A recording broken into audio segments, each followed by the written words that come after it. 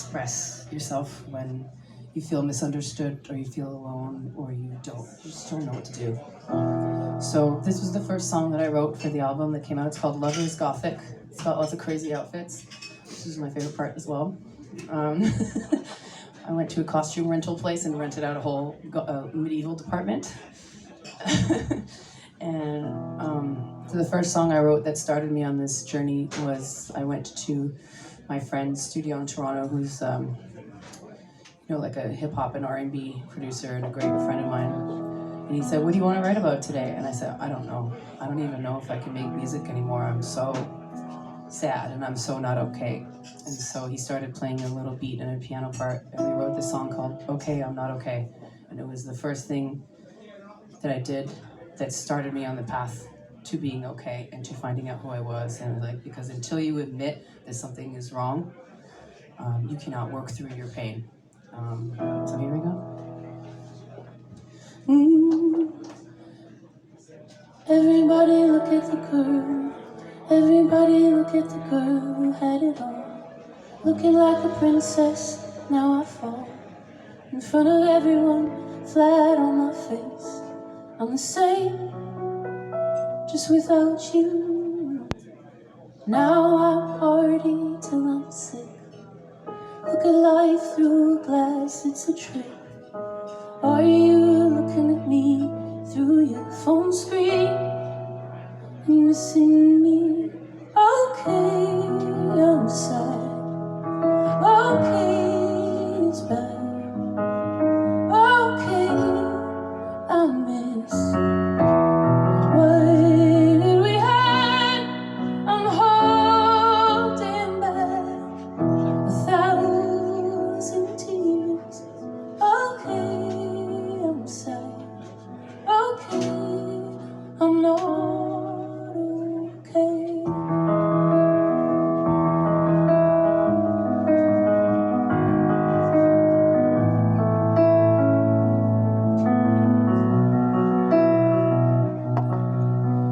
But I don't do things you wanted me to. I wake up late, no money, no rules. You're just somebody that I knew. I'm the same. I just miss you and used to be a diamond. Now I'm a laugh, a story you tell to your sycophants. And only kids think anything lasts. I'm the same, just without you. And give me eternal sunshine, a spotless mind, just erase you from all my lives. Okay, I'm sad. Okay, it's bad. Okay, I miss what we had.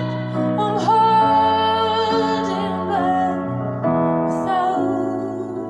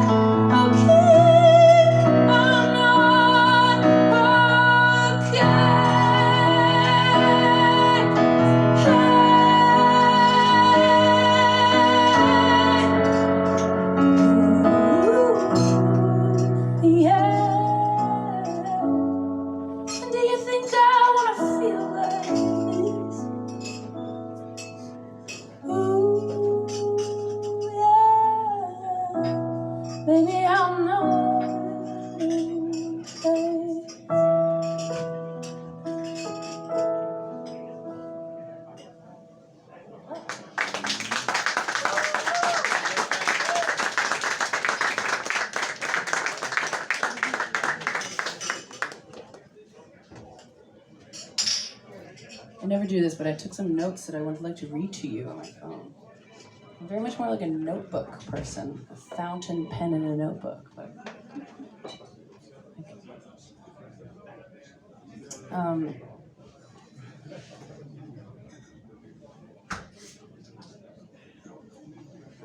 I went into some beautiful park by the water there today called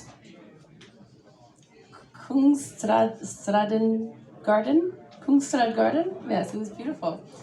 With my dog Charlie, who's here. If you see the adorable little poodle, that's my son. I don't know where he is. But, he comes on tour with me all around the world. He's been to 13 countries. He's a good sport.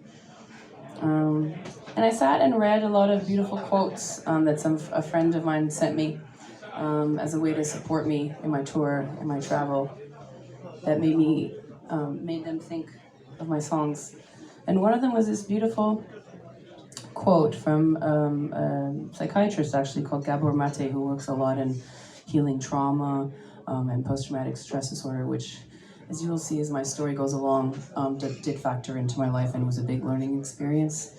One which was very difficult, and in the end, that I'm very thankful to myself that it led me to do a lot of the work and research on myself to become someone who knows who they are and who can regulate their nervous system and who can have a happy life despite these things.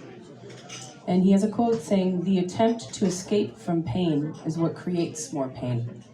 And that really rang true to me this whole time that I was making this album, because it really was, I had a record contract for the album. And I said, I want to write the story chronologically, top to bottom, of what happened to me, because it was so awful. And it's something that I needed to talk about. I was very much like manipulated, psychologically manipulated, abused in various ways by this person, someone very powerful, a man in the music industry, and really kept hush-hush about it in a lot of ways. And then when I wanted to write about it, the record label and some other people said, well, this is very depressing. You're going to make a whole album, like where's the uplifting part? And I said, the uplifting part is going through it. It's just true. It's the pain. And I know that other people feel like that. And it's not saying everything is okay. It doesn't make everything okay, and I think people will really appreciate something that is told from a place of honesty. And in the end, they let me do what I wanted because I'm very stubborn as well. So this is a song that I wrote. It's one of the last songs on the album, and I wrote it about the process and about the story of everything that happened to me, but in an allegory and in a poem. Anybody who knows me or has heard me sing one time may be able to tell that I very much like Kate Bush, that I very much like that whole ethos, and I love movies that are period pieces in the Renaissance or Baroque times or medieval. I love all those aesthetics. And what happened before everything went to shit and was, abusive and all this kind of stuff is that there was a lot of beauty, there was a lot of fun. I worked in one of the biggest studios in Canada. There was a lot of money, there was champagne, there was parties, there was rock stars, there was a lot of big highs, and of course then big lows. And so I decided to write this story a couple years ago when I was in the north of France, traveling there in the Alps. And I had a piano there in the apartment. And I wrote sort of a story and an allegory of what had happened to me before, like the highest highs, the golden gilded part of it, in like a period piece, basically, of a song. So this song sort of takes place in a Baroque ballroom with gowns and champagne and chandeliers. And of course, it's all going to come crashing down. So here we go. This is called Death of an Angel. Take a pill, be the belle of the ball. It's time. Cover my body in the silks of heaven. You'll find. Drink from the fountain of fantasy with me. This Cinderella ain't never met a party that she'd ever wanna leave. And darkness flickered on the edge of town as the chandeliers crashed on the madding crowd. Sometimes you've gotta jump off to find the things that you lost. We were desperados in Balenciaga gowns, jewels shimmering through the clouds. There's so much beauty, baby, in the fall. I felt just like a shooting star. You may run out of heart, you may run out of time, you'll run out of champagne and run for your life.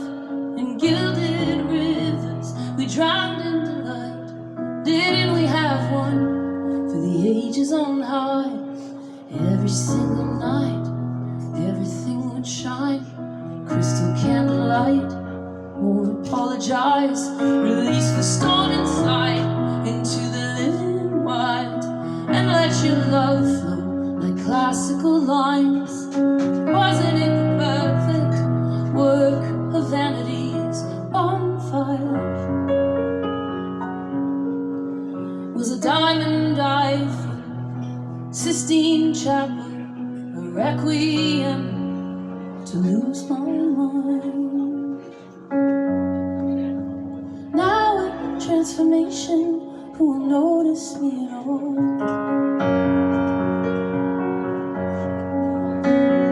Death of an angel, for she was but a glittered broken doll.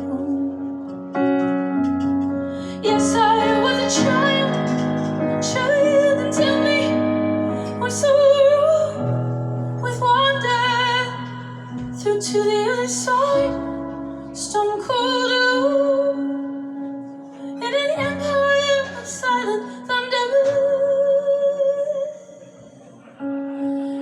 Do you know how bad you left me? Just to live another life, sentenced me to grieving. Now I've paid, now I'll say goodbye. And make time for me, make space to be still, until I can feel better. Breathe out slowly, 1, 2, 3, so I can rest right here.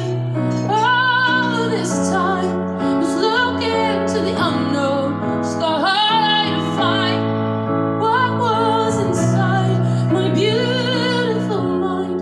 So now I cry to the ruins that survived. See the earth stand still, and I am light, and I am light, and I am light, and I am light, and I am light, and I am light, and I am light, and I. Oh, darkness flickered on the edge of town as the chandeliers crash on the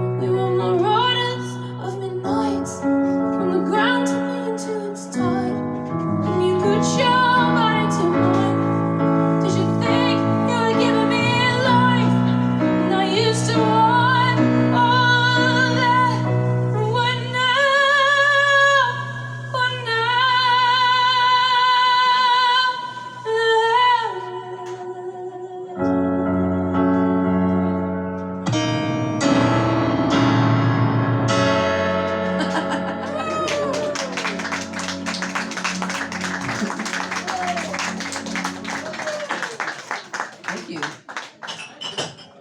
It's so weird. I hit something and it hit a different sound, and it's called Wuthering Heights. The song by my idol, Kate Bush. It's meant to be. I did learn along the way of my healing journey, which took me first to moving to California, just to get the F out of Dodge, is what we say. It's an expression. And I was really lucky. I had some amazing friends in Venice Beach, California. And I moved there with $17 whole in my bank account. And had one of the best adventures of my life, meeting a group of friends that were all artists, visual artists, a lot of them movie makers, some musicians, and we hung out together.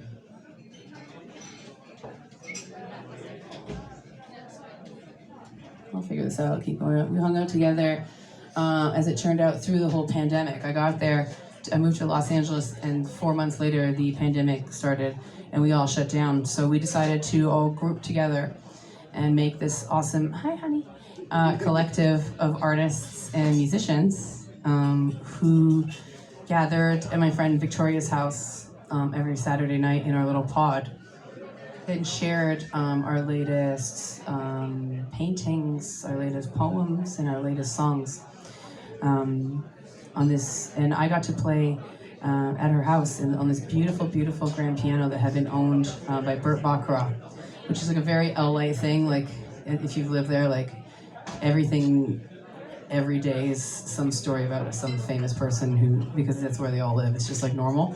But for me, as a naive Canadian, it was really nice and very special to me. And what I did learn, I don't want a lute harpsichord, that doesn't seem right. What do we want? Give me 1 second because it's going to bother me. That's nice. Okay. Well, one thing I did learn out there, it's very California and very hippy-dippy, is that you can't control anything. And the ocean teaches you that, and it teaches you to let your life flow to you. And to stop trying to decide what your future is, because life has other plans for you. And if you are so axed and decided on what's going to be, you're going to miss all the good stuff that the universe and the world and your friends and life is trying to offer you. And California really taught me that. I learned there to have joy again after what happened to me. I learned about friendship again. And I learned about total freedom in art, which had not been really offered to me before. And that made me feel so much better and really healed in a lot of ways. And instead of writing a nice, beautiful, polite song about that, I wrote a song called Fuck You, I Don't Forgive You. About what happened to me and how my friends supported me through all of it. Though it sort of sounds revengey, it's really not about him. It's about my friends in California and how they saved my life.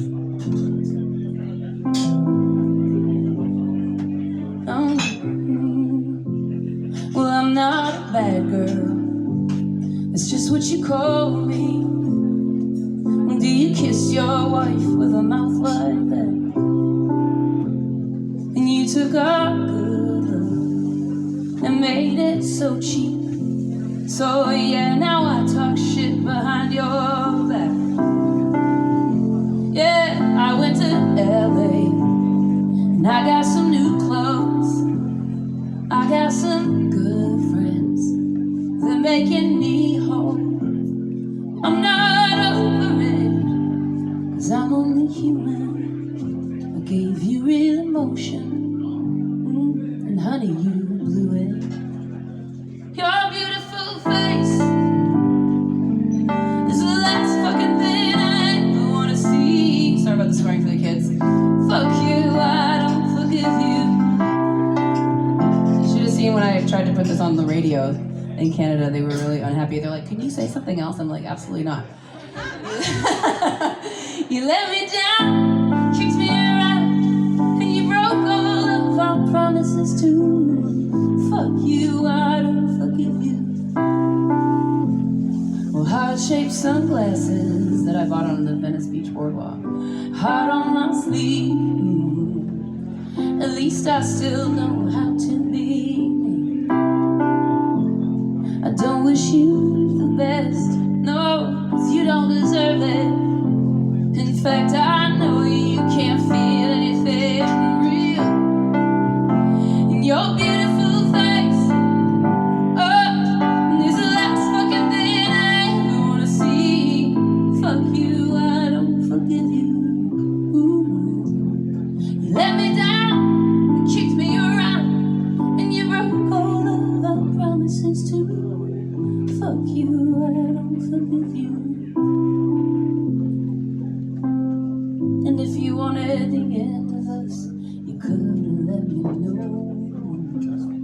wore me down till there was no trust left for me to hold.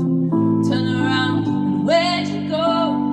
You didn't have to let me go, and I know now I deserve to feel better. Oh, you're beautiful, please. Who is the last fucking thing I wanna see? My mother also doesn't like the song. Fuck you, I don't forgive you. You let me down, then kicked me around, and you broke all of our promises too. Fuck you, I don't forgive you. And then this part, in the end, I don't know, I must be the only person who like cannot play a song through. I have such bad ADHD, I have to tell you a story in the middle.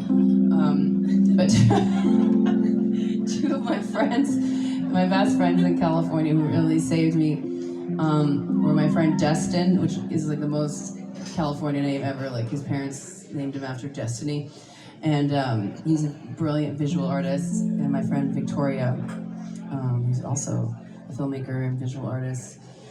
And they were so kind to me, and we had just so much pure fun and joy. So I wrote the end of the song for them, and it's actually a poem that I wrote in her house in the music room on the chalkboard in paint, and it's still there. And it goes, yes, destiny, yes, victory, yes, whatever it takes. Screaming in the streets, which we did, letting good times heal, yes, whatever it takes. I turn up good songs loud, I make myself proud. Yes, whatever it takes to let me know that I deserve better.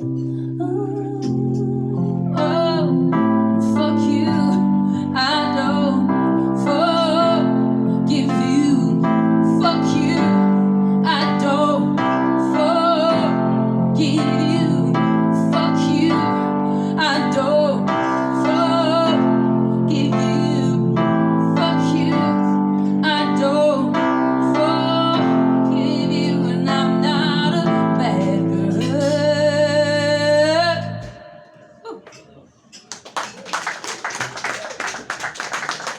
Thank you. Are you guys doing okay? This is my son, Charlie. Give him a hug. Oh, Charlie, say hello to everybody. Hi, Charlie. Charlie's from California. He missed me, I think. Yeah.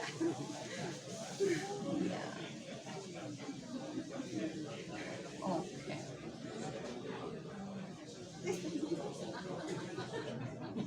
He's always the ham for the camera. Do you want to stay up here? Here, sure. Yeah. Here. There you go. That's my mom trick. For my next trick, I'm gonna mother a dog, hold his leash on my ankle, and play a song. Thank you so much for coming. This is very cool. I love this place. Everybody's so nice. I'm gonna play just a couple more songs. If I can figure out 1 second how to get this piano song back. Sound.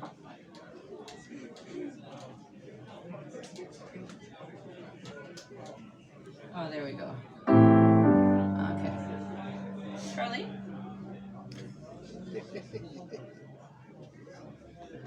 Charlie was recently nominated in Canada for an East Coast Music Award for Pop Album of the Year, so we're very proud of him. He was the executive producer on a record that I produced there, and the singer loved him so much. She gave him credit on the album, so for Christmas he's gonna get his plaque in the studio. Yeah. I'm gonna play this next song. It's an important song on my record. It's a difficult song. I'm gonna trigger warning a little bit. I don't know if we do that here, but if you are someone who has been through a story of sexual assault or sexual harassment, this is what this song is about. I wanted to read another quote that I read today. It really struck me. A few quotes about women. It's difficult to be a woman in this world, okay? I'm pretty sure every woman in this room could agree. And people who feel outside of traditional genders, also men, it's difficult to interact.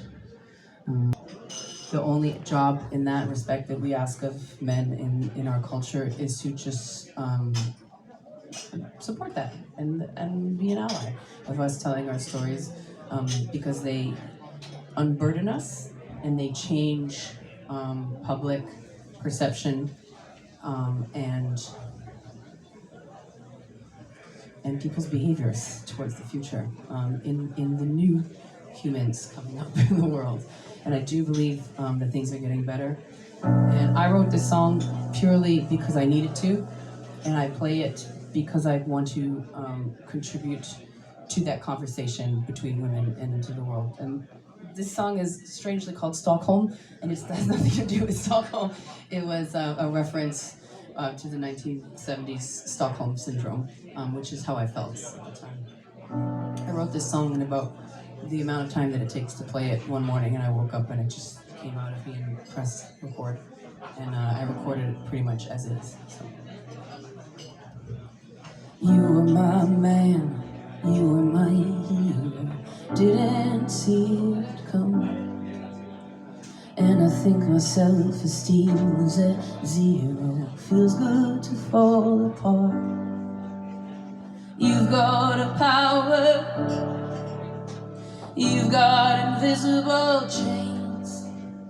You took my hand and put it on you. I had to look away. Nothing left to lose on the highway, driving fast in my getaway car. Getaway far, nothing left to lose. Someday I'm gonna tell everybody who you really are. I can't get safe running for my life. Don't anybody say I can't hold on to hate. That's my real life. I can't get safe running for my life. My life.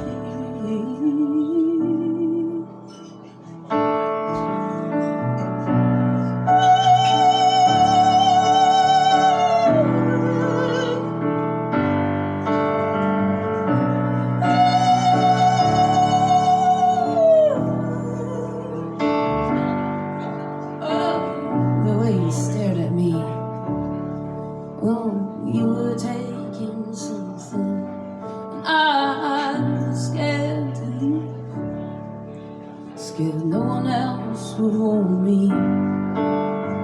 You got a power, you've got invisible flames, and when you come into my dreams, it's always the same nightmare.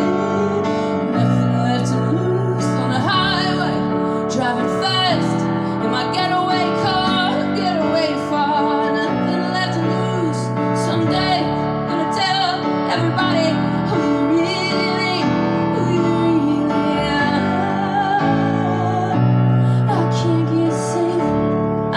get safe running for my life. No, don't anybody say can't hold on to hate, 'cause that's my real life. I can't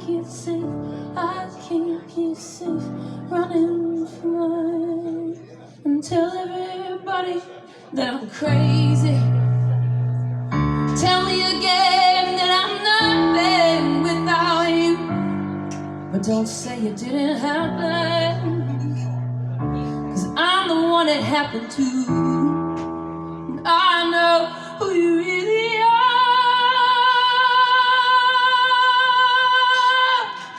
Ooh,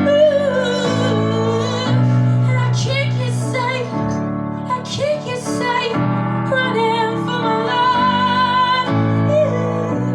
Don't anybody say can't hold on to shit. That's my real life. I can't get safe.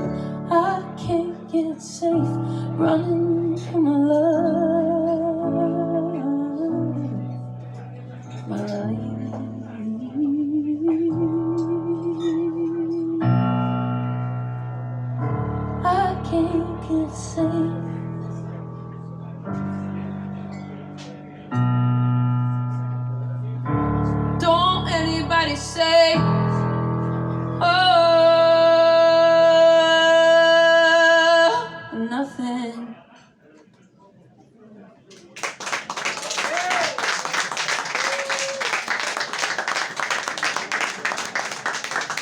That's good. I'm gonna play one last song. I really want to thank you all for coming, and thanks to I'm gonna try and say this right, Söders Hjärta.